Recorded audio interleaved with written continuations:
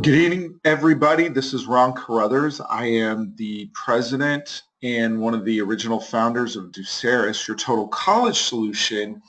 And tonight we're going to go through and talk about a subject near and dear to my heart, which is retirement and taxes and the trouble some folks get themselves in with this. And before we get started, if you don't know who I am, I've worked in financial services 27 years. I've specialized in college planning, although my background is finances, tax planning, tax preparation, all those sorts of things. So I guess it's kind of my area is anything personal finance related. We don't do complicated things. In fact, we try to be really safe and risk-free with our clients. And what I thought I'd talk to you guys tonight about is first, we are going to talk about Trump's tax plan. We're going to get to it early in the class because we had a lot of inbound phone calls and inbound emails with people wondering, what does it all mean? And of course, if you live in California, I guess the latest is they're talking, and I'm sure it's just that talk, but seceding from the Union, taking Oregon and Washington with them. Nevada wants to throw in. So I think everybody will calm down in a few days. But we're going to talk about Trump's tax plan. We are going to lay a little background on this first. And we really are going to focus on the three biggest risks that retirees are going to face that you need to think about before you retire.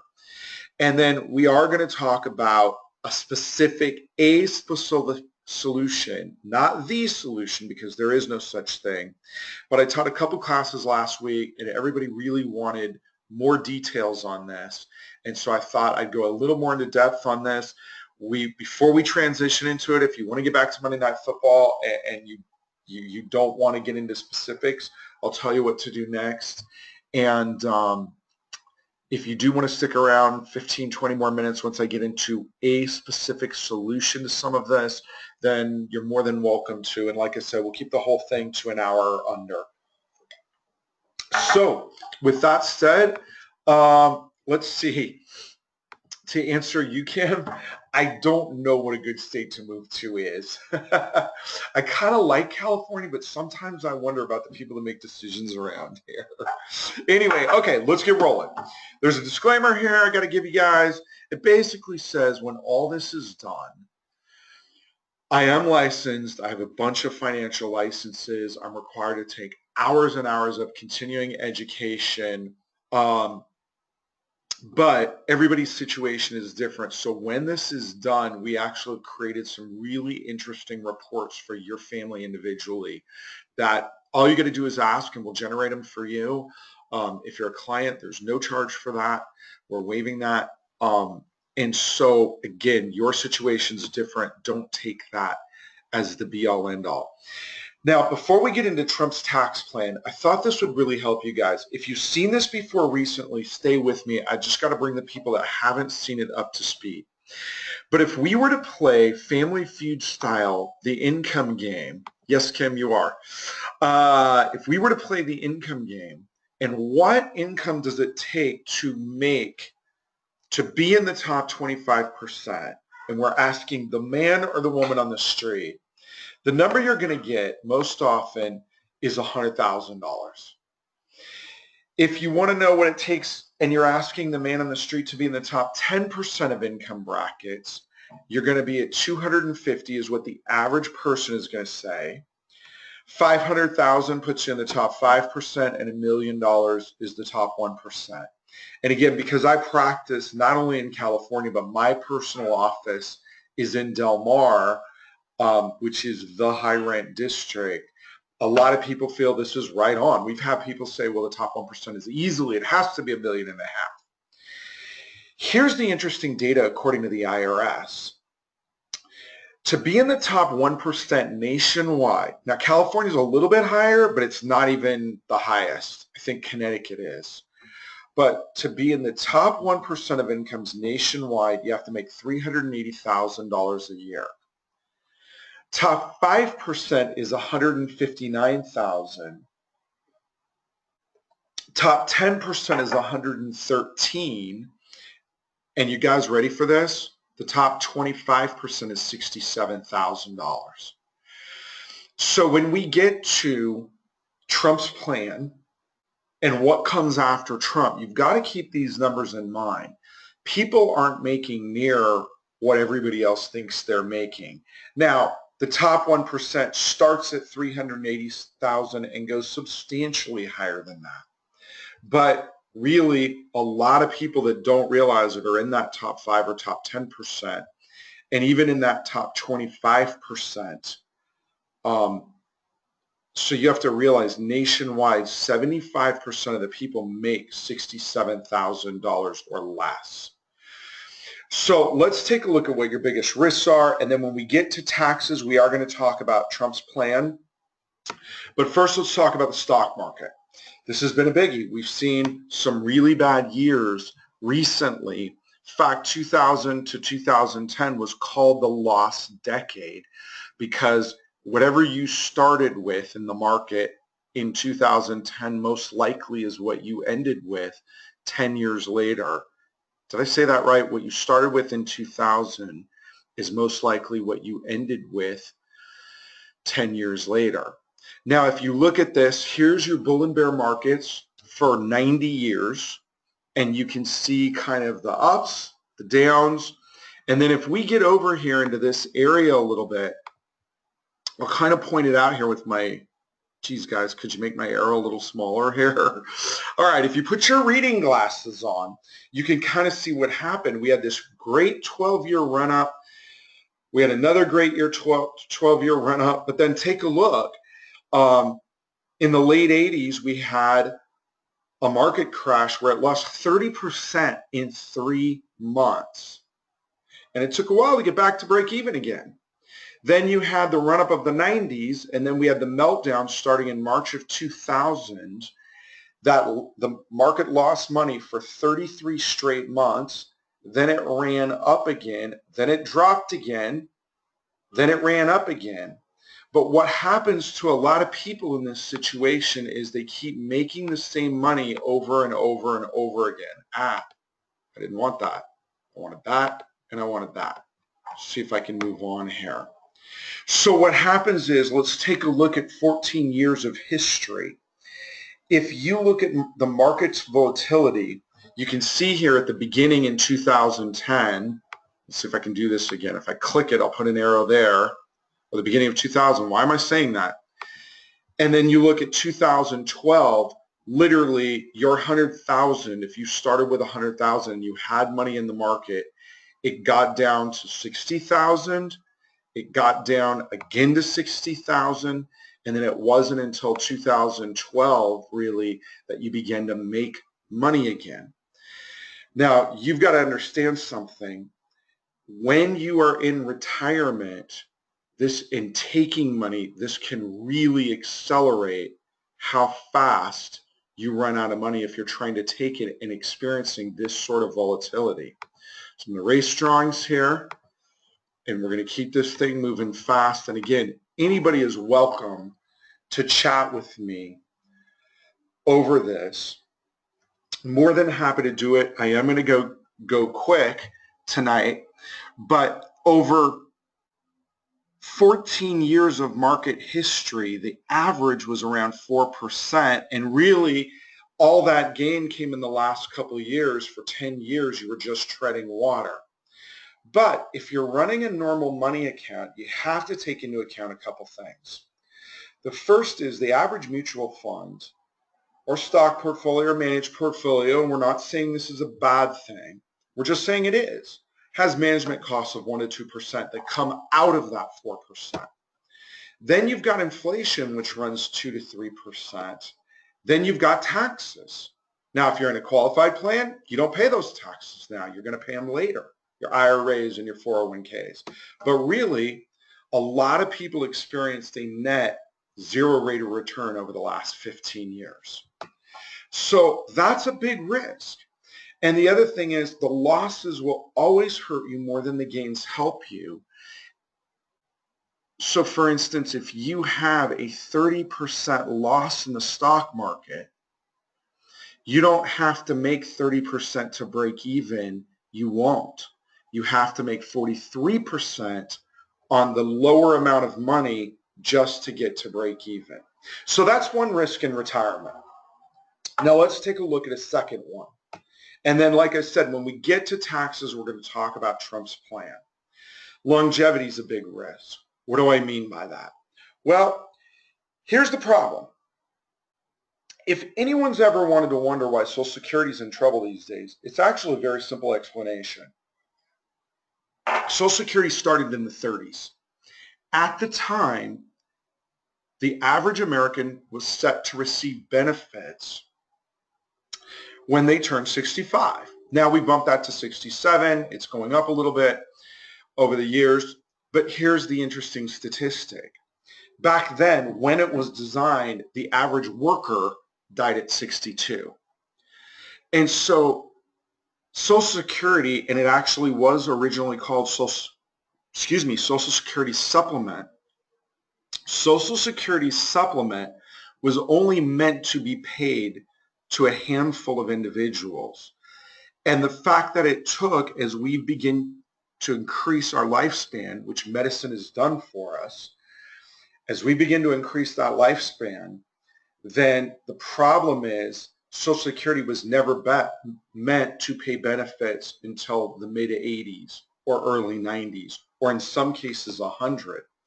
So if you retire at age 65 as a couple, the numbers are that you currently have a 50% probability of one of you of the couple or both of you making it to 90.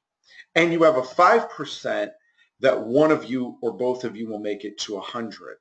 So really, when you're planning on how long this money is going to last, you've got to plan on your retirement income lasting almost as long as your working career, if not as long. So that's a problem with longevity. Now, we've run this illustration just of a simple car. Since my office is in Del Mar now, I figured we'd use a BMW. But if you took a $50,000 BMW this year, so it's not the biggest one they make, it's not the fanciest, it's not the tiniest, it's the middle of the range BMW, and it could be any car, it could be Ford or Lincoln. It doesn't matter. We're just saying any car that costs $50,000 today, at 3% inflation in 10 years, the exact same car, the new car that would cost $50,000 today, is going to run you $67,000. You didn't get a bigger car, you didn't get a fancier one, you didn't get more stuff. You just got the same new car.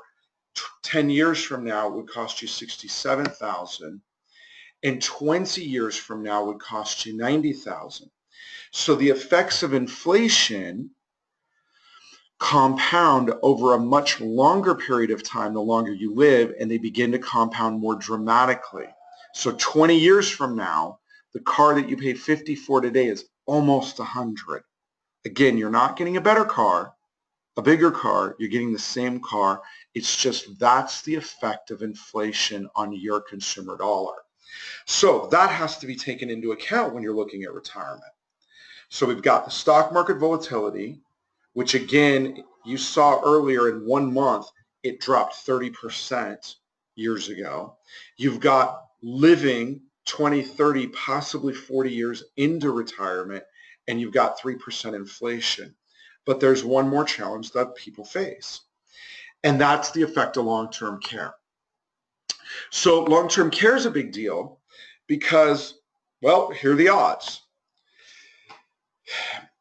My friend's dad's cabin up in Big Bear just burned to the ground.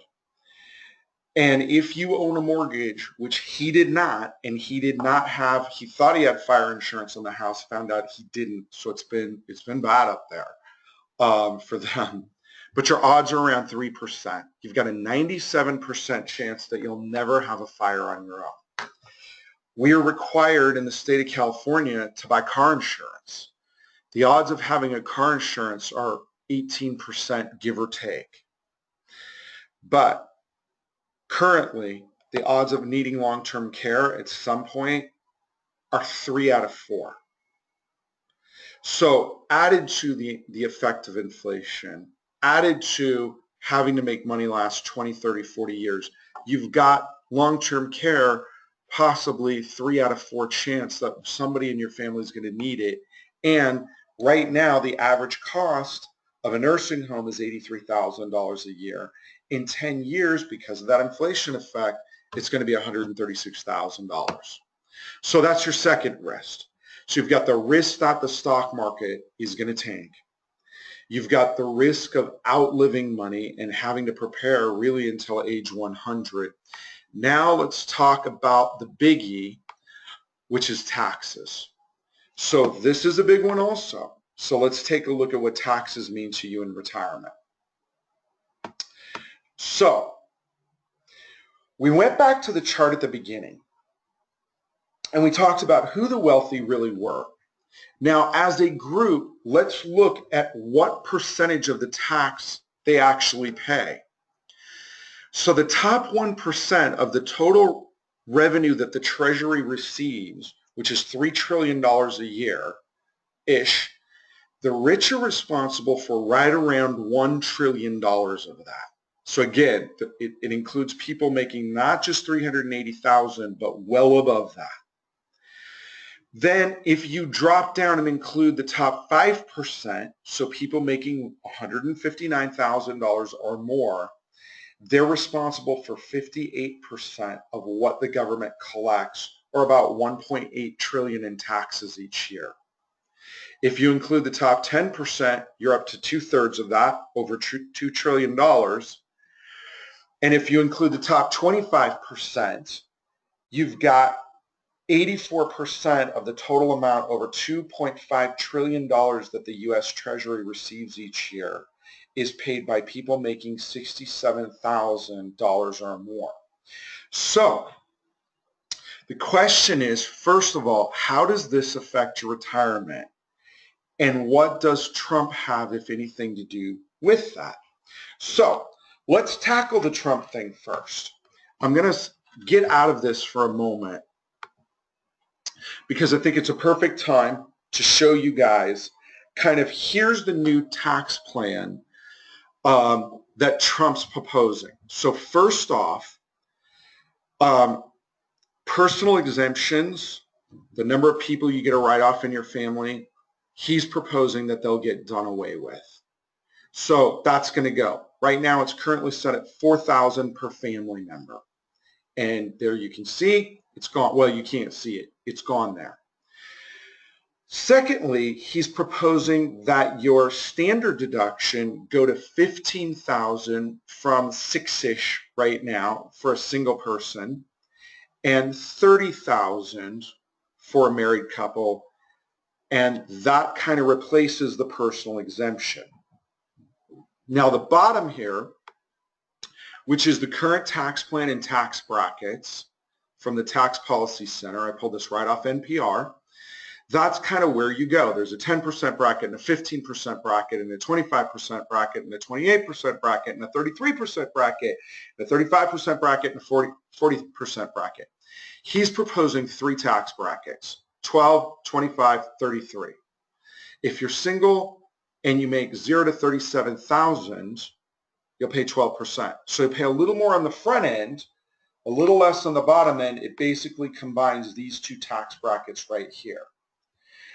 If you make 37,000 to 112,000, basically he's combined these brackets in here. And then anybody that makes taxable income, not adjusted gross, tax of 112,000 and above, their tax is cut at 33% or capped. It's down from, they'd be in the 33%, then 35 and 40%. So overall, people are complaining that it's a tax cut for the wealthy. Here's the catch to it. The wealthy are the ones paying the tax in the first place. See, going back to Bush, we'll get to the rest of my slides in a moment. Going back to George Bush, he's the one who really cut taxes for everybody making under $67,000 dramatically, to the point where they pay almost no taxes. You still have some Social Security tax and you have some Medicaid tax, but really by and large, your income tax, you're not paying that much if you're making less than that. If you're making more than that, you're likely getting a modest tax break. Where you're really getting a tax break is if you own a business, because one of the things that's being proposed is that corporations, instead of being taxed at a rate of 35 or 39% right now, get their corporate rate dropped to 15%. Why is that? Well, Reagan really proved, I'm going to show you an interesting thing on Reagan in a moment, as we stay on this tax piece for a few more minutes. Reagan really proved that by cutting taxes for corporations, it really did stir investment in business, which meant jobs creation, which meant all those things, and how you make up for that deficit. And I was actually kind of disappointed that Trump didn't bring it out in one of the debates, is the way you make up for it is by putting more people back to work that make breadwinner jobs so that they are paying some tax, and people that are out of work that are back to work will be grateful to pay tax, is the theory, which should carry out in reality.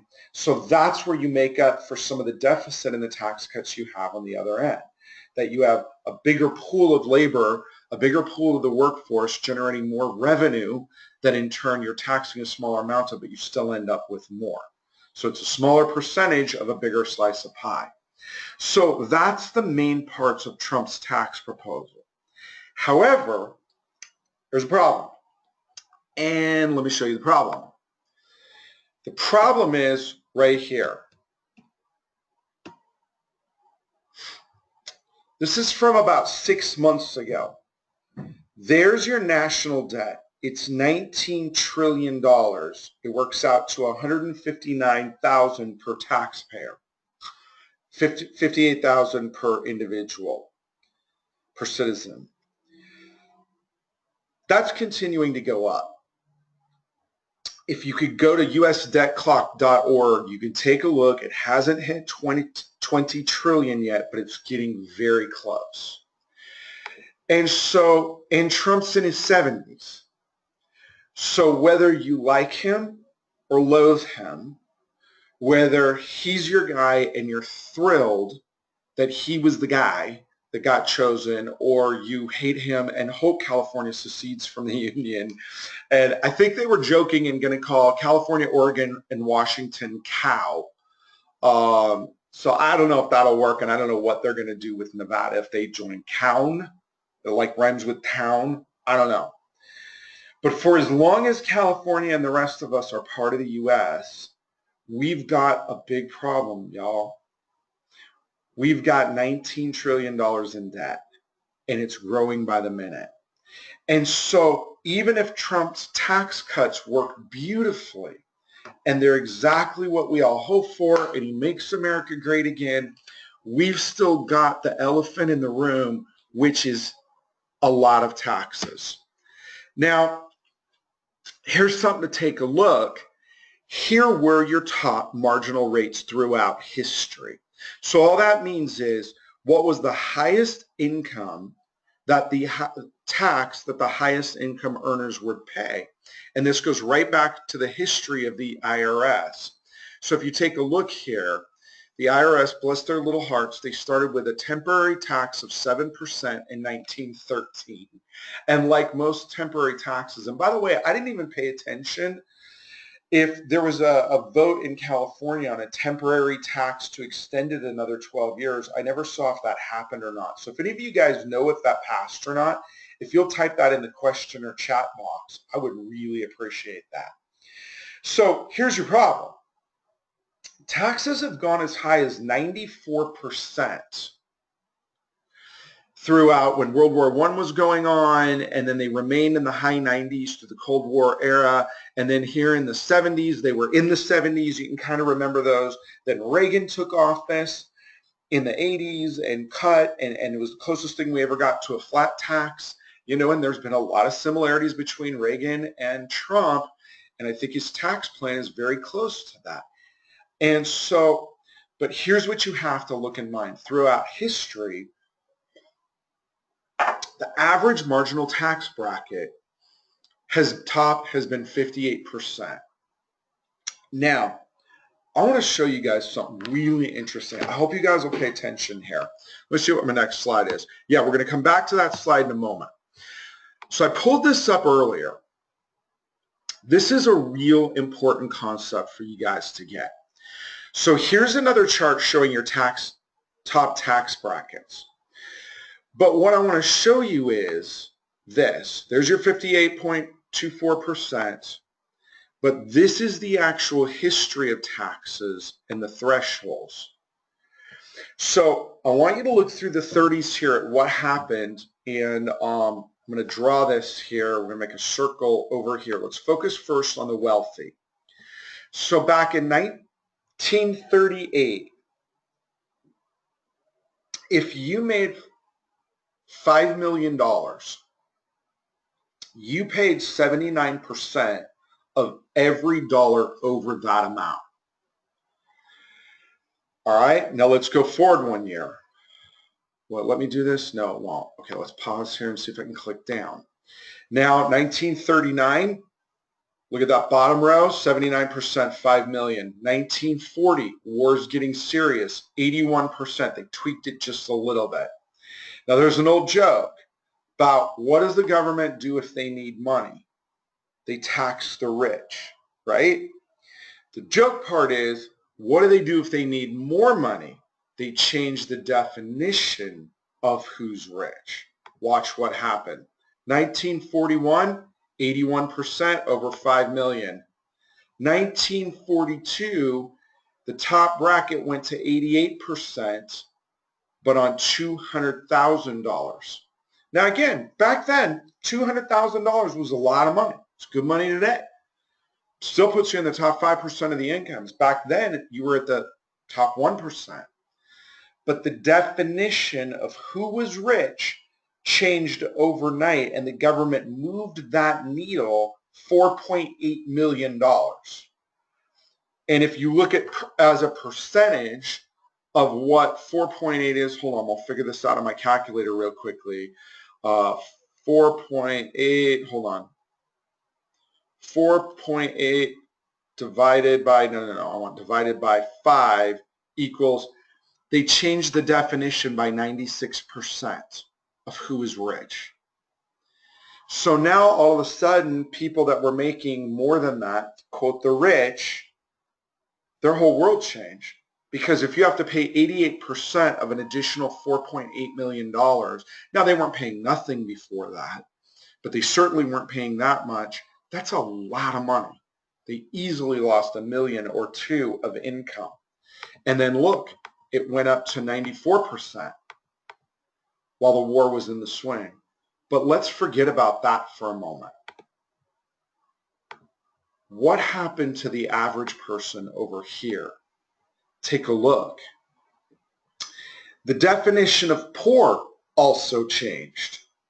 See, if you were making $4,000 in 1939, you had to pay 4%. That was the entry level where you had to start paying tax. The standard deduction was $4,000. Right now it's $6,000 for a single, $12,000 for a couple. It hasn't changed all that much. That's one of the things that changes under Trump's plan. And you had to pay 4% of everything above that. And then it tiered up as you made more. But look, in 1941, the definition of not only who was rich changed, but the definition of who was poor changed.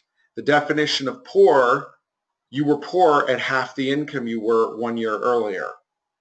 They needed money, so they changed the threshold from $4,000 to $2,000, and now your tax went from 4.5% to 10%.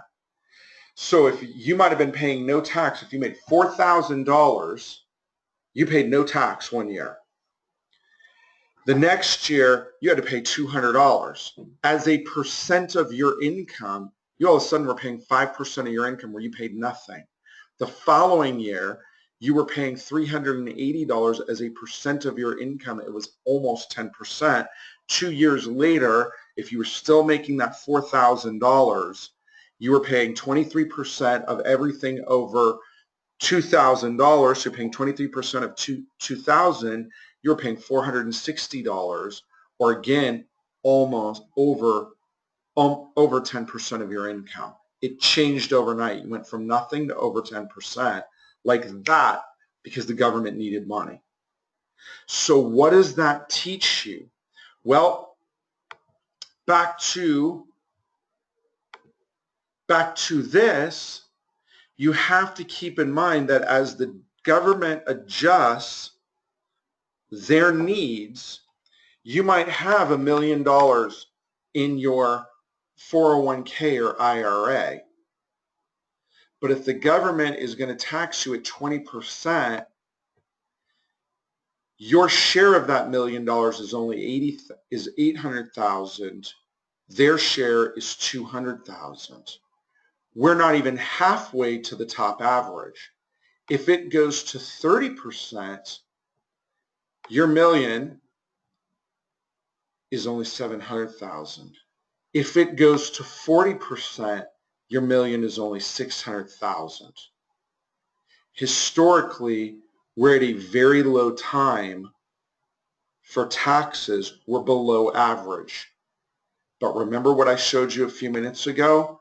As a government, we're $20 trillion in debt. So now that brings you to the question. By the way, I'll give you one of the questions I get. We'll go to the next point in a minute is, who was making $200,000 back during World War I? The answer was Ronald Reagan. Ronald Reagan was making $200,000. He was under contract to Paramount, if memory serves. He made $100,000 a picture.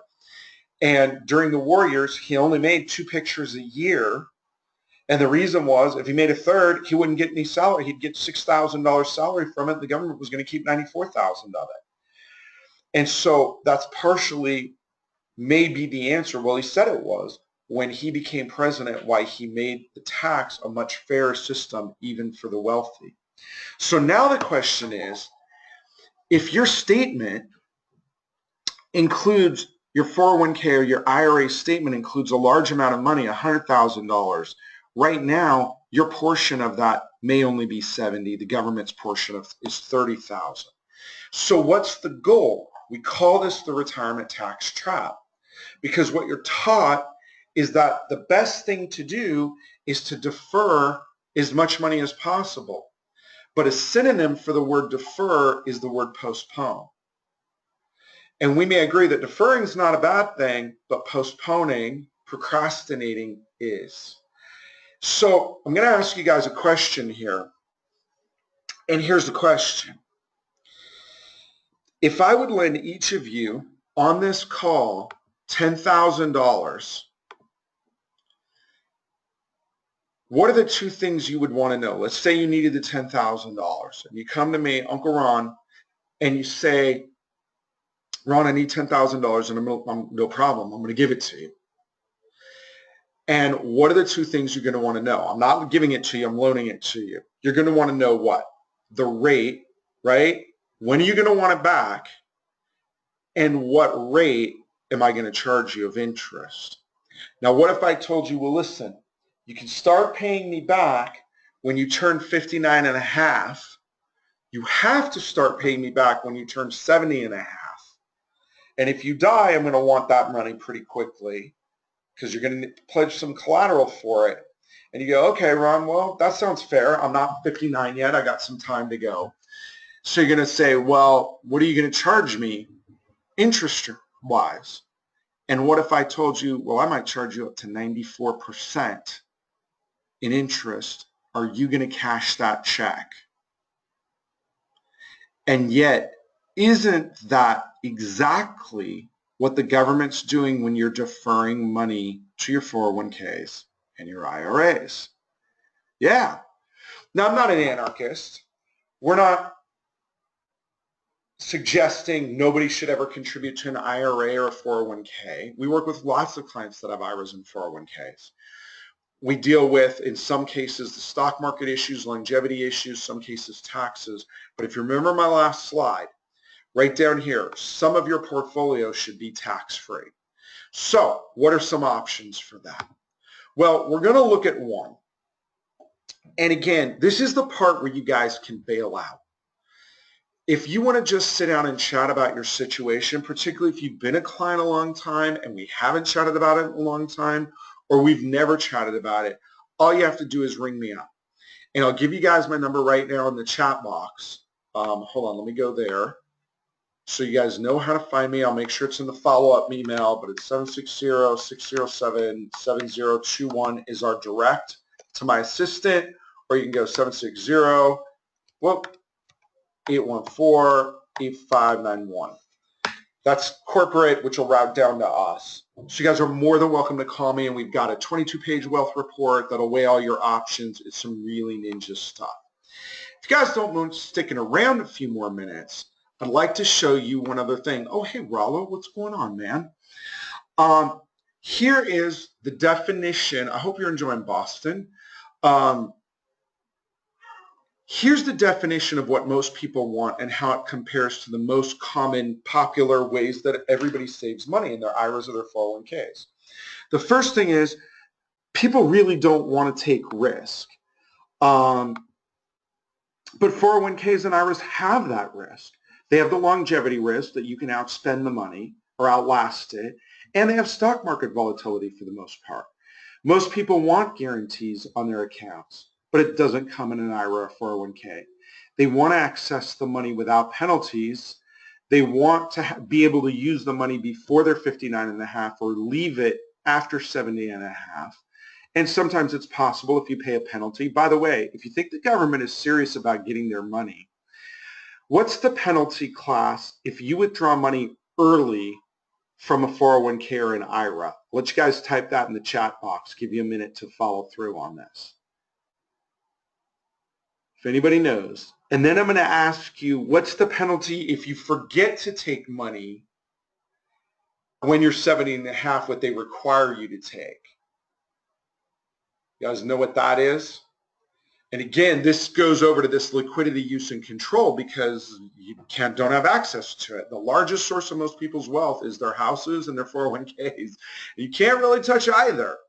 Is it protected from creditors? That's what people want. Sometimes, actually, that should be sometimes there. Does it have leverage? In other words, can you pledge it as collateral? Can you borrow out and keep earning? No. Does it grow tax deferred? IRA 401k? Absolutely. That is the key advantage. Do you get tax deductible payments down here? Absolutely. But do you withdraw tax free? No. Can you pledge it as collateral? No. Do you get a disability benefit? No. Can you transfer it to the heirs tax efficiently? No. So we've got a lot of red here for what people want versus the green of what they really want. By the way, Rollo got the one right, which is 10% if you take it early, and Kim, you got the part right if you take it late. It's 50%. And so if you guys take it late, and Karen, you got them both right, so you guys played well. You get make little gold stars on your computer screens, preferably not in permanent ink. So that's what people want, all the green. The IRAs and 401ks are a lot of red, and again, we're not promoting anarchy that you shouldn't do it. We're just saying think this through. So if that's what you want, and the red is what you get, and by the way, I'm going to upload something real quickly. I'm going to escape out of this. I'll show you guys this. I'm going to give you guys a handout of most wealth vehicles, the most common wealth vehicles. Hold on, don't look at my dirty desktop. I'm going to see if I can load this up for you guys. Sometimes it works, sometimes it doesn't. But if I take this right there, we'll see if it uploads. You can see how this compares with a lot of other stuff. All right? So, now what? Well, let's take a look at your options. Now, I want to make this clear. This is a solution. It is not the solution. If a lot of you guys have a lot of money in the stock market or mutual funds that are in the stock market inside your qualified plans, we're not necessarily suggesting that you cash them all in tomorrow so you can participate in something like this, right, and get you these benefits.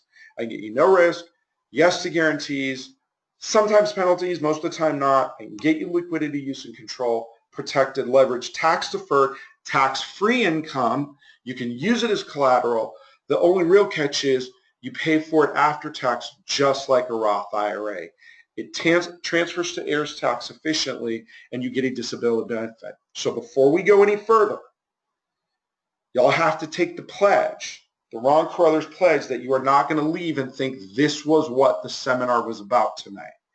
This was an overall, know where you're at, planning is the key seminar, thinking about what tax bracket you're currently in, thinking about what's going to happen to your situation if you live to 100, thinking about the impact inflation is going to have on your finances, thinking about the impact the stock market volatility will have on your situation, particularly if you're over 50, thinking about whether it's wise to be contributing to a 401k.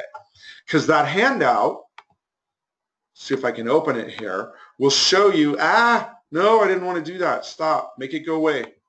Let me open it real quickly. It shows you how this compares in case you guys can't access it. We'll get it right here. Here are the most common vehicles: mutual funds, your own home, CDs and banks, annuities, rental real estate. And by the way, I invest in rental real estate. My tenants occasionally pay their rent. Sometimes they haven't so far for the month, but we'll see. But we're going to talk about this last option, but keep in mind it's one option. For a lot of people that were on this class when I taught it, a version of it 6 months ago, we went in and we solved 2 of the 3 problems. We solved the stock market problem. We solved the volatility problem. We still will pay taxes on any of our gains. So let's take a look at what happens here. The key to this is cash value, overfunded cash value life insurance. That is a vehicle that properly structured will give you all of these benefits. Now, I'm going to watch. I know how many of you there are on a call. See how many of you drop off in the next minute here. But I wouldn't just yet, because like Mark Twain once said, it ain't what you don't know that gets you in trouble. It's what you know for sure that just ain't so. So what a lot of people have heard about this is, oh, it has high fees. It's got hidden costs. The rates of returns are low. I can't touch my money. The truth of it is, the fees are actually very low. The costs are fully disclosed. The rates of return are very competitive with the stock market, and you can access the money, and you can do it long before 59.5 unless you're 59.5 already, and you don't have to touch it at 70.5. So let's dive into this. First of all, the reason this gets poo-pooed so much as a strategy is because the financial talking heads, the Dave Ramseys and the Susie Ormans, you have to think about who their audience is. Are they talking to the bottom 75%, the majority, or the minority, the top 25%? Well, remember, if you make more than $67,000 and you're on this call, you are on the government's target. You are paying 84% of the revenue. And if you make more than $380,000, you can be super mad, but you can't be mad at the 1% because you are one of them.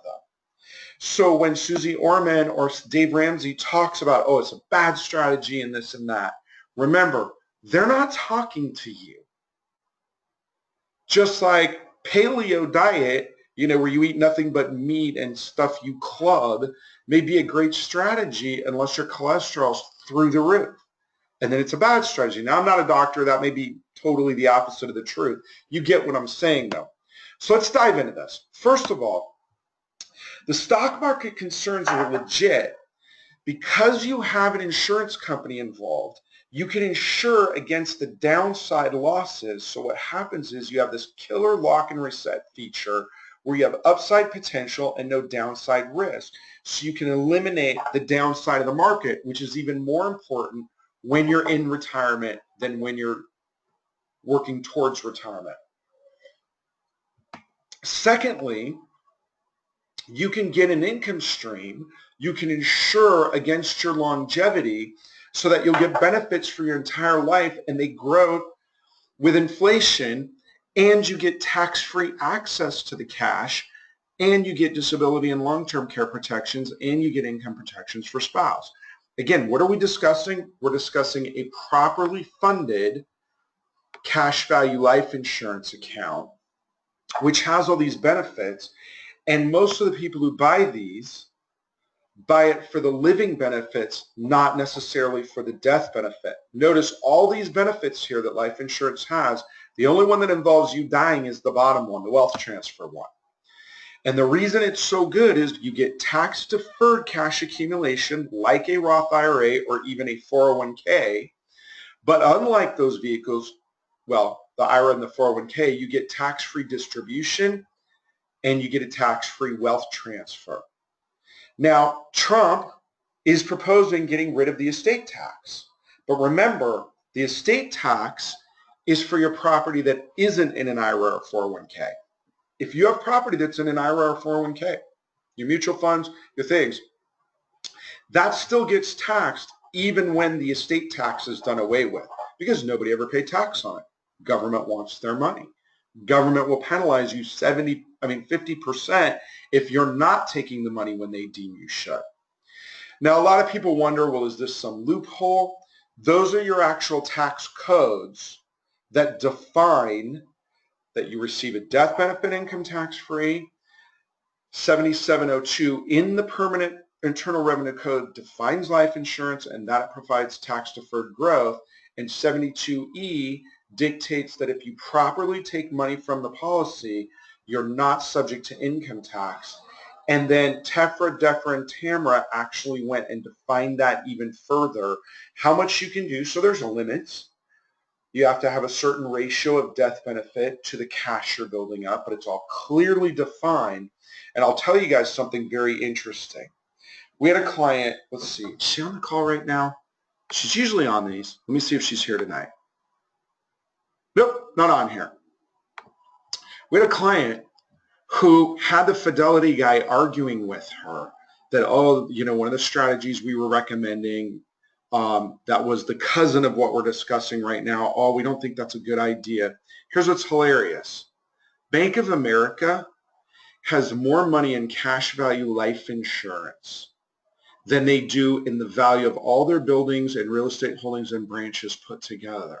Why is that? Because of the benefits that I'm describing to you guys. Now, here's how that lock and reset feature works. And I realize we got about 10 or 15 more minutes, so I'll go quickly. In a typical stock market, if you have $100,000 and you get a 7% gain, you've got $107,000. But the next year, if you have a 15% loss, you're down to $90,000. And then the next year, if the market goes up 5%, you're at 95,000, right? You're not even back home. You had 2 good years, 1 negative year, and you still have less money than you started with. With the lock and reset feature, here's what happens. We get $100,000, we get the same 7% gain. But because it locks in, when the market tanks, we just get a 0 rate of return. But it resets the following year so that the next year, when the market goes up 5%, we get a 5% gain, but it's on $107,000, not 90. So we go up 112. We go up a greater percentage, and we're $20,000 ahead of everybody in the stock market in the same circumstance, and we were only 3 years in. That's how this works. So if you go back to this chart here,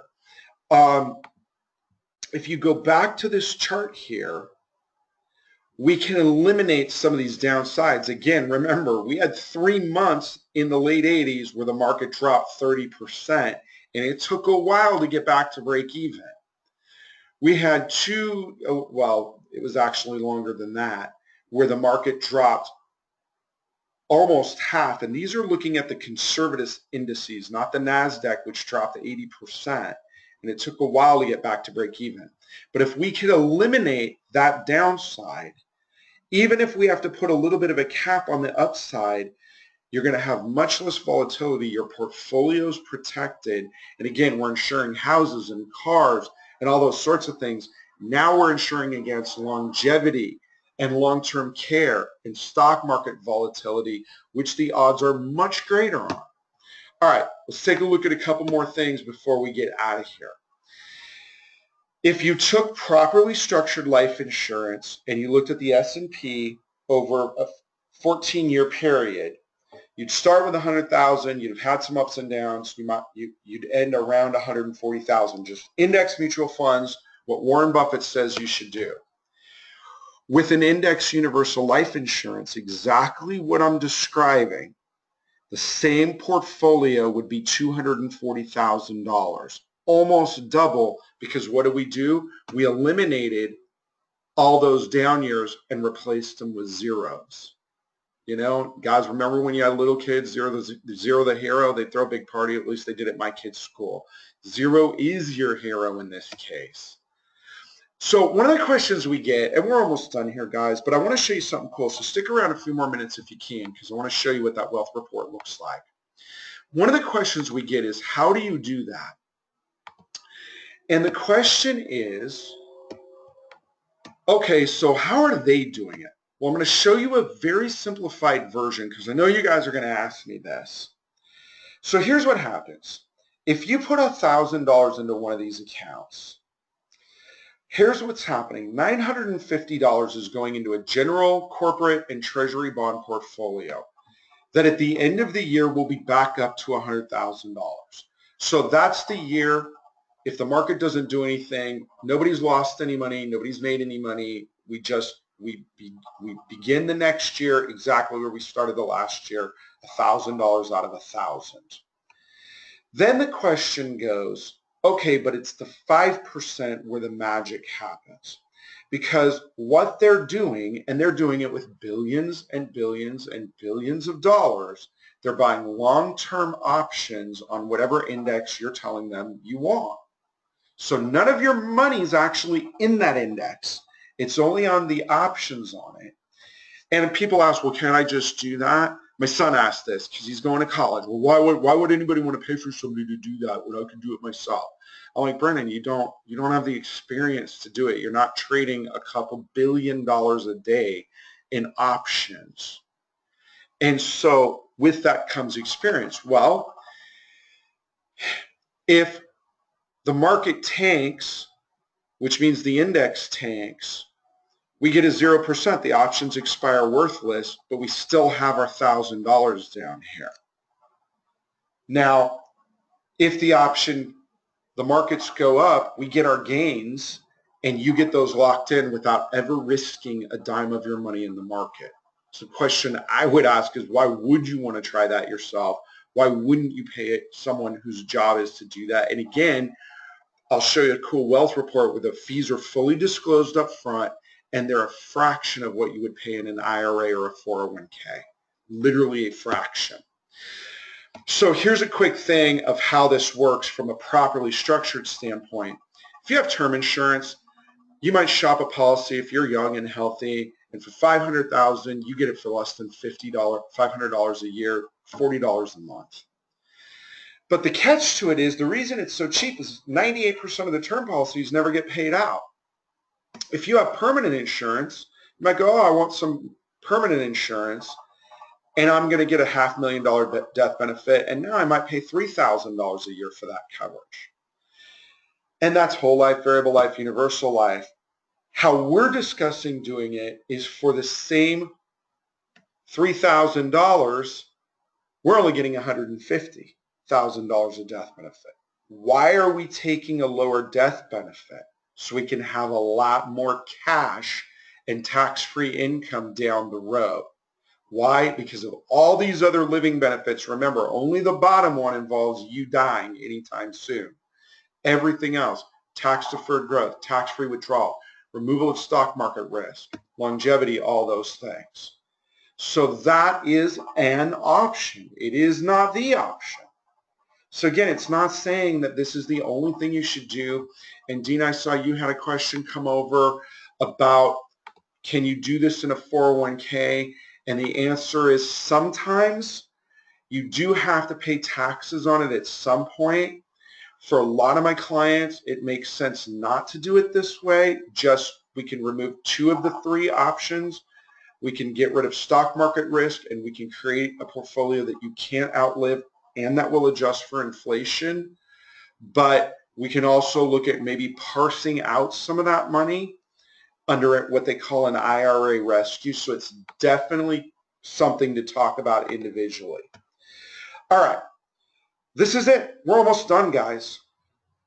I want to show you one other thing that's real cool, but what I tell you guys is you need a personal wealth report. My team created this to kind of show you your options. And I'm going to show you one page of this because it will break down how the cash works for you. Don't look at my messy desktop again. I really do need to clean this up one of these days. This is from a real client's portfolio. And I want you guys to be able to look at this. And again, what I want to offer you is the opportunity to get your own personal. We'll break down here all your options. If we continue to contribute to a 401k, and again, we're not saying don't. General rule of thumb is contribute up to your match. But don't contribute beyond that. Not today. Not if you believe like we do at some point, taxes have to go up. Maybe Trump isn't the guy to do it, but if you're 60 and you might live another 30 years, somebody else is going to come in and they are going to raise taxes. You have to plan on that. So it'll give you a full breakdown of a taxable account, a tax deferred account. If you could do a monster tax exempt account, we put in real fees, real guesses, all kinds of stuff so you can see how it actually works. And then one I just showed you shows where all these different examples would run out of money in the early to mid 70s versus this type of account that would continue to generate income, in this case, till this person's 95th birthday, and they would still have $1 million of cash death benefit when the exact same dollars put somewhere else, the exact same dollars would have run out of money at 74, 78, and 80. So there's your alternatives. So in this family's case, which I don't have time to get into tonight, they put in $380,000. By age 95, 48 years after starting, they had taken out almost $2 million tax-free, and they can continue to take out $65,000 as a tax-free retirement income, and if anything should happen at age 95, they have $1 million in death benefit. Same dollars, exact same dollars that they were just sending other places they were using to pay off the mortgage early, and we showed every other option using those same dollars would have run out of money way earlier than that. And it's something that the wealthy have been doing for over 100 years. Bank of America, Jack Welch, Walt Disney, it's how Disneyland got funded, was his cash value insurance. Ray Kroc used it to fund McDonald's. And J.C. Penney used it to keep the stores open during the Great Depression because unlike his banks that were out of money, the life insurance companies had plenty of money. Less than 1% of the life insurance companies were in jeopardy, and none of them failed during the Great Depression versus thousands of banks that ran out of money. So again, this was a quick run through. It's not designed to get all of you every situation. It is not the product, Dina. It is a product. It's something for you guys to take a look at so that you can see for your own options here whether it makes sense or not. And that's why we want to offer you the opportunity to get your wealth report. Rollo, I've already got yours ready to go. I need to draw that stuff up. Here's an interesting thing. This guy quit. You guys have probably all seen this before if you've been hanging around me. This guy quit a while ago. But he said we're heading to a future where we have to double federal taxes or cut spending by 60%. Which do you think? Would you want to be the politician to tell everybody your Social Security is getting cut by 60%, your Medicaid is getting cut by 60%, your Medicare is getting cut by 60%? And this guy was the former Comptroller General for the United States. He was the head nerd, the head money nerd for the entire country. And he quit because nobody would listen to him. So if you guys want your wealth report, your own situation, we will go through and create that for you. And we actually have two different versions. We have one for your after-tax money that hasn't already gone into an IRA or a 401k. And we have a different one for, Grella, you got cheated on this because I don't think I ever showed you one. It's new. We created one for your existing IRA dollars to show you your options there without having to pull money out. Because remember, Dina, like I told you, the government's going to want their taxes paid on it at some point. So I really encourage you guys to hook us up on that. This is for a live seminar, so there is no form to hand to the back of the room.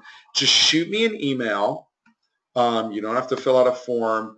Shoot me an email so we can get all this stuff to you. And that's where you email me at. And it's not a capital C. Good Lord, good help is so hard to find. Oh, we did that right about an hour.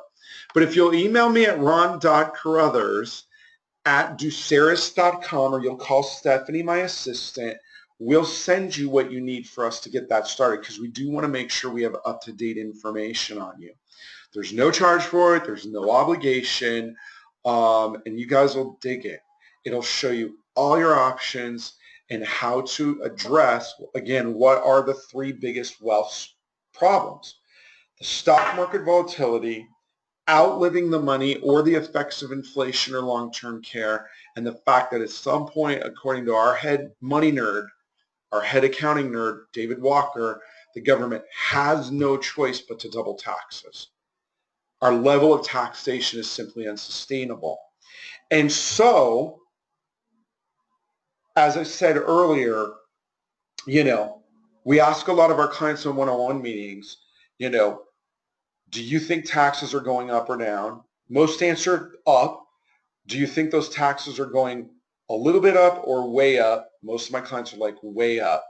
And if you remember, I showed you how the government not only taxed the rich and really altered what they paid in times past, but they turned around and smacked the poor pretty hard as well. And again, once you put that money into a 401k, you don't have any say in the matter. So again, we're not saying cash value life insurance is the only solution. It is a solution. We have several things that we offer our clients to remove volatility, to minimize, to protect against outliving the resources. You just need to reach out to us and we'll put this information together for you. All right. So, thank you. You're welcome. The thank yous are coming in. Let's see. Hold on. I'm not going to give you guys a score check. All I'm going to tell you is how long there is left in the game. No, there's more than 6 minutes in the second quarter left. We should probably be right about the start of the fourth quarter.